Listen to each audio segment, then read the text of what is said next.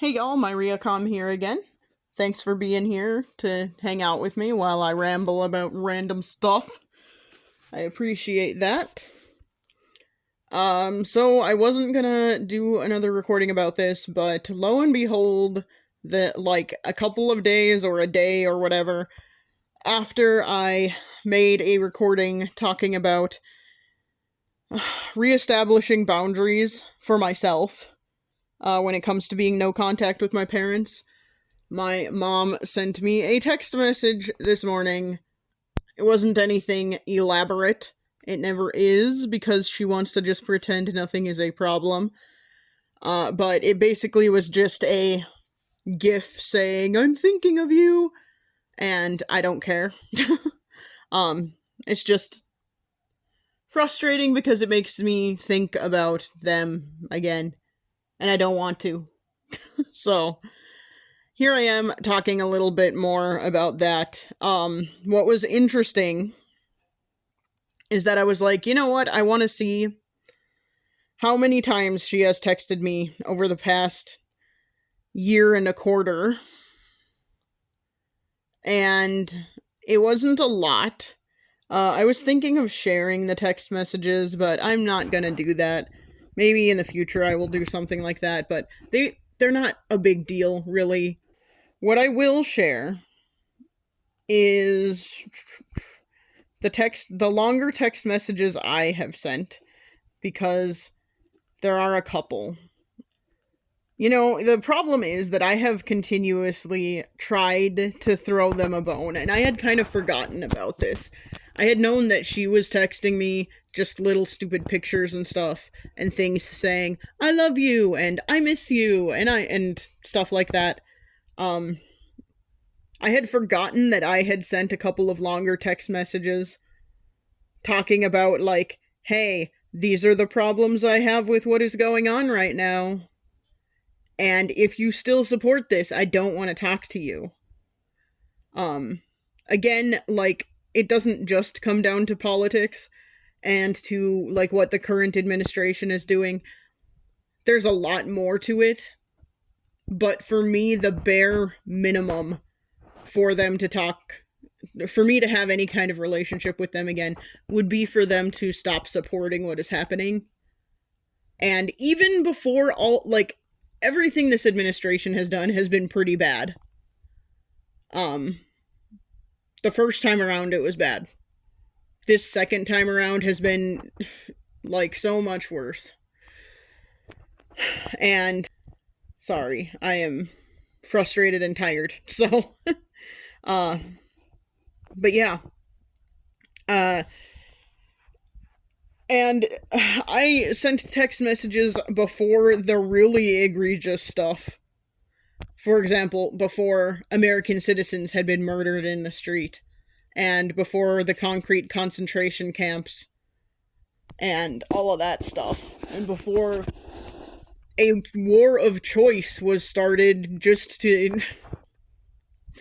distract from the Epstein files, which is another thing that I hadn't been out yet by the time I talked about this stuff, but I basically said, like, here are a bunch of problems I have with this administration. Is this something you still support?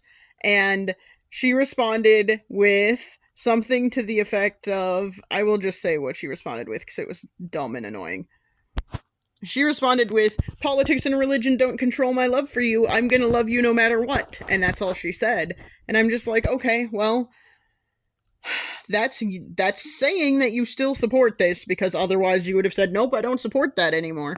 And I said, this is about more than just politics. I'm setting boundaries, so please stop trying to guilt me into communicating with you because it's manipulative. We are done, unless you happen to change your mind about the things you are willing to support. Feel free to support tyranny all you like. As I've said in the past, you have that right. But there are consequences for your choices. Losing a child is one of those consequences.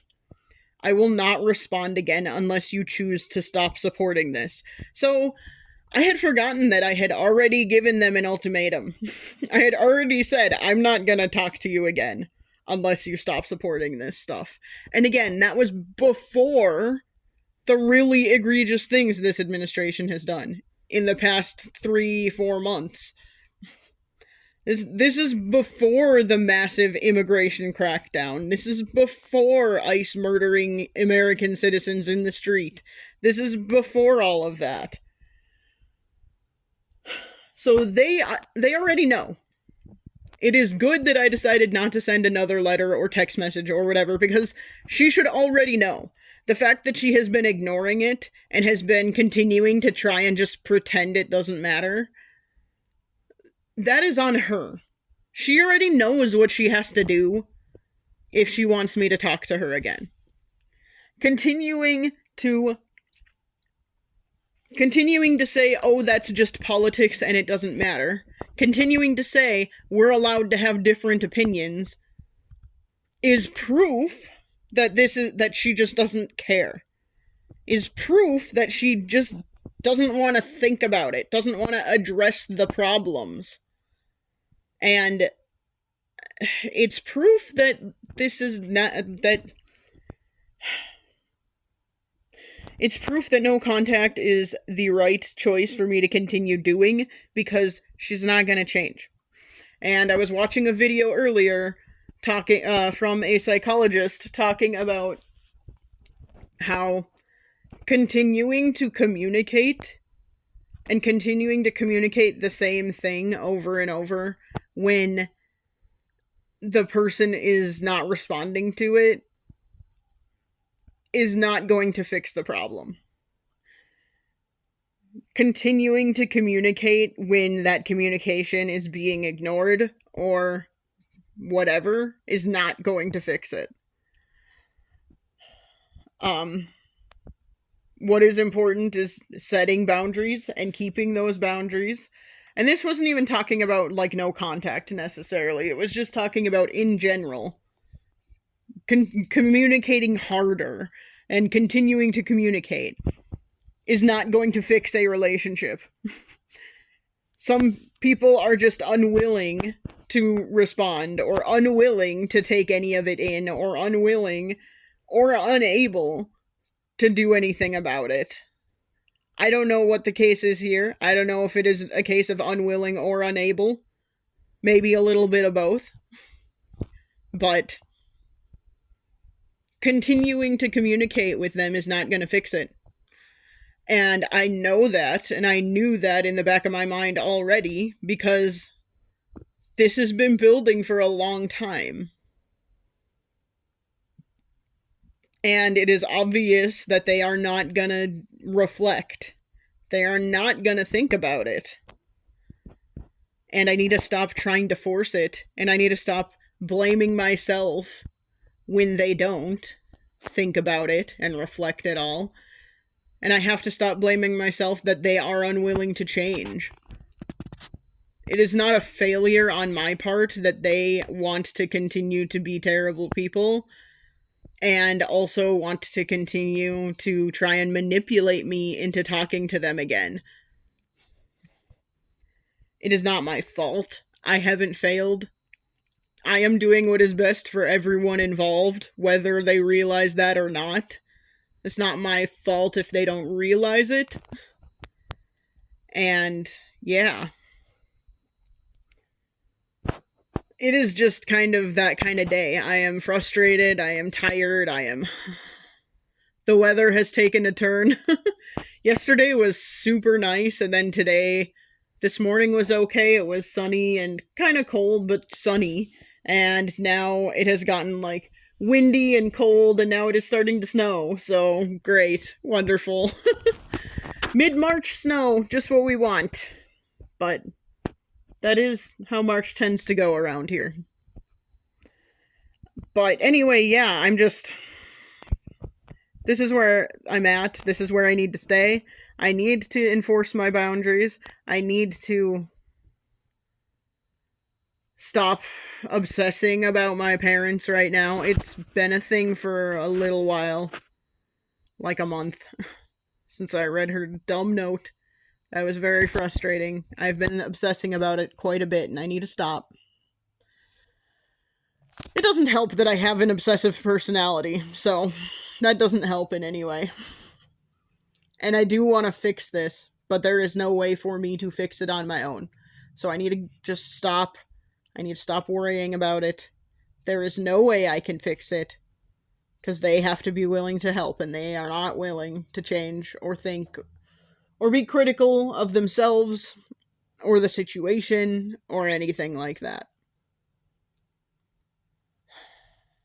So, there's no solution, unfortunately. Yeah. I mean, the solution is to keep not being in contact with them and enforce that boundary. There have to be consequences, because consequences apparently are the only way people are going to learn. And they still may not learn. Like, they still might not reflect at all. That may never happen. I have listened to a couple of the other recordings I have done on being no contact with my parents. I've listened to them recently as well, just to, do a little bit of self-reflection on my own part, and, think about what I have figured out, think about stuff that I have been talking about, etc. And there are just so many cases that I have heard of where parents who have been abusive in the past decide that they want to be in contact with their kids again somehow, and, think that it'll just magically happen if they get sick or something. And, I was listening to the recording where I talked about my boss's cousin being no contact and feeling bad about it because her father is not doing well health-wise. And I just don't know that I would feel like I need to be in contact with them even if something like that would happen. Would I feel guilty? Sure, but I would also feel guilty about getting in contact with them again and constantly the whole time feeling like they're terrible people and feeling like I don't want to be around them and feeling like I have to change who I am to be around them. Like, that is part of the thing, is that my mom keeps sending me messages saying, "Oh, I'm thinking of you, I miss you, I miss superficial things, like, I miss your smile." Okay, good for fucking you. Sorry for getting, really frustrated, and sorry for the language, but good for you.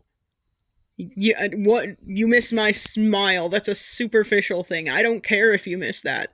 How much am I actually gonna smile if I'm around you right now?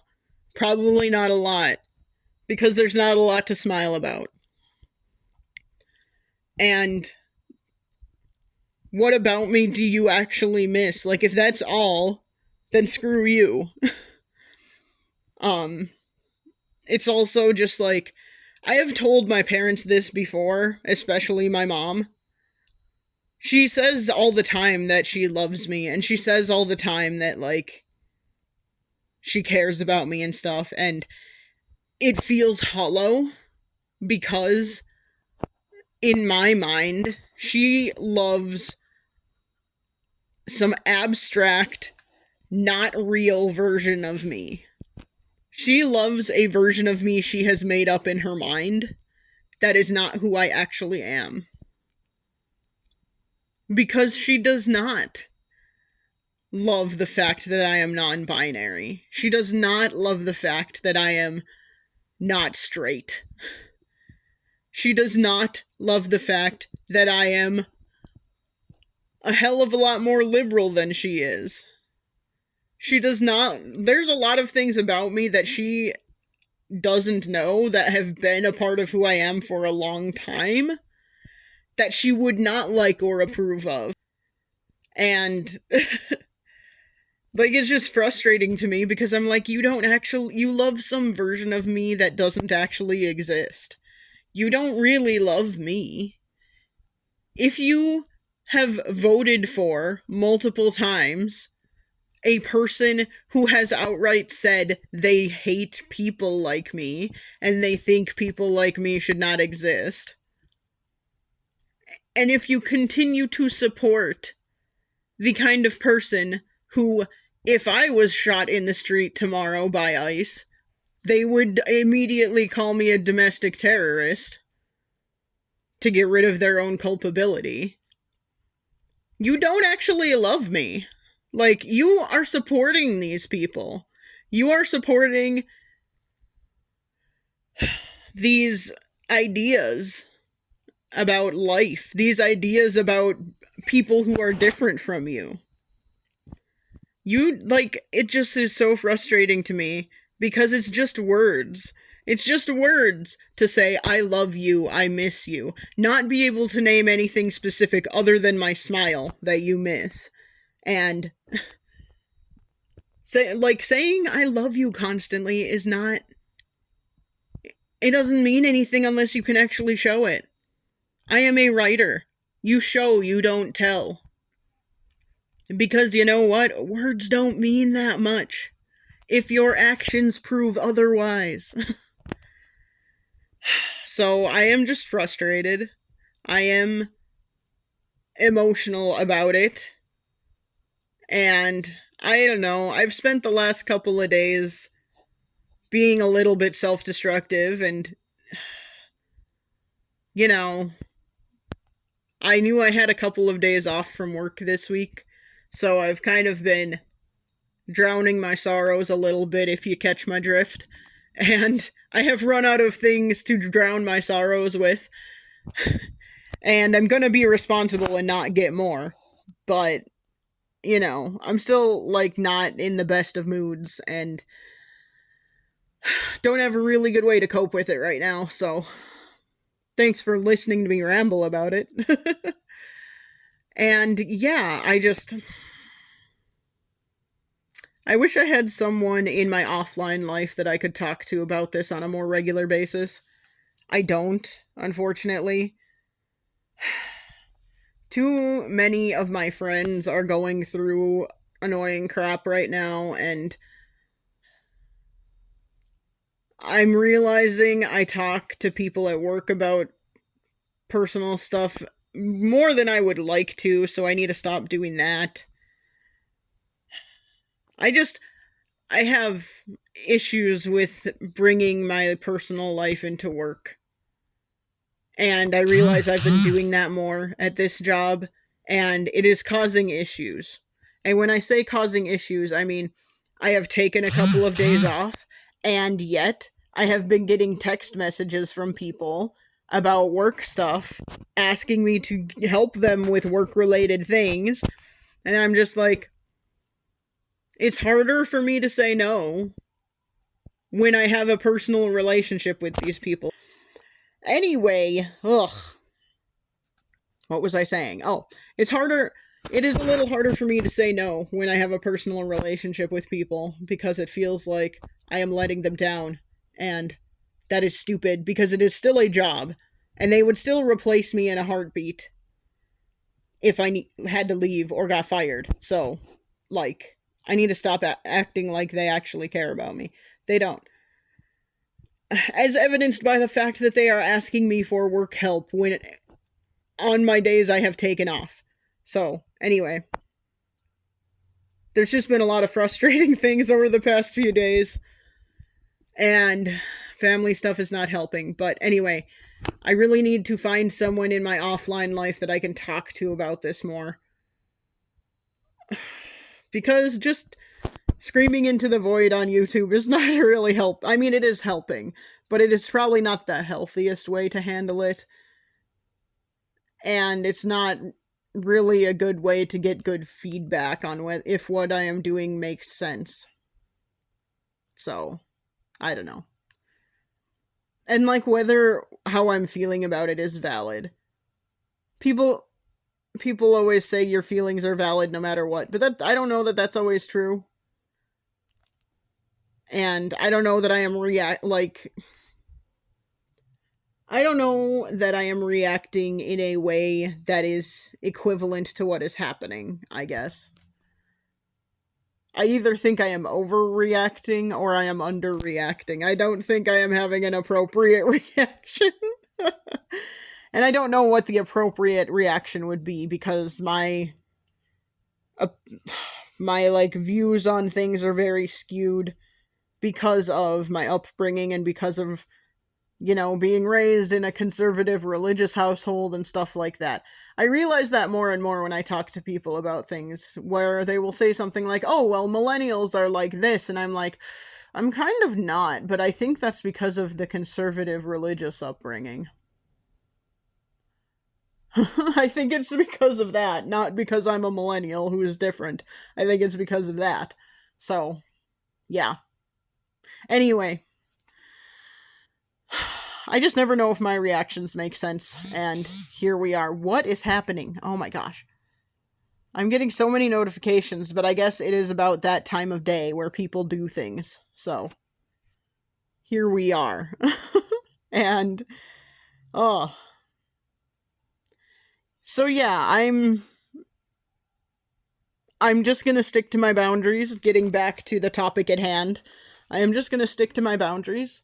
I am going to not speak to them, not send them any messages, including text messages or letters. I am going to just not interact with them, and that's just how it's going to have to be until they are willing. I have already told them what they need to do.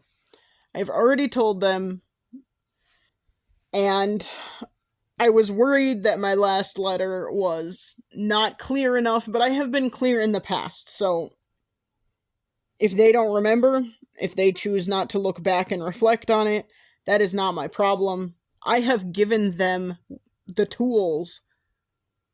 They just need to get there. And if they choose not to do that, that is their own problem. It is not my fault. It is not my problem. I've given them options. They are choosing this, whether they like that or not. And that's where I'm at. Thanks for listening to me ramble about that. I appreciate that. If you have any comments, please feel free to share them. If not, that is also fair and fine. I was going to try and do a video with my face today, but the lighting suddenly got very bad, so soon, maybe. I'll dangle that in front of you as a reason for you to come back. And then be very disappointed and leave again. Anyway, this has been my Riacom, reestablishing boundaries and acknowledging that they are the correct boundaries. And my mom has shown me these are the correct boundaries. So, yeah. Appreciate you listening. I will try and chat at you again soon. Bye.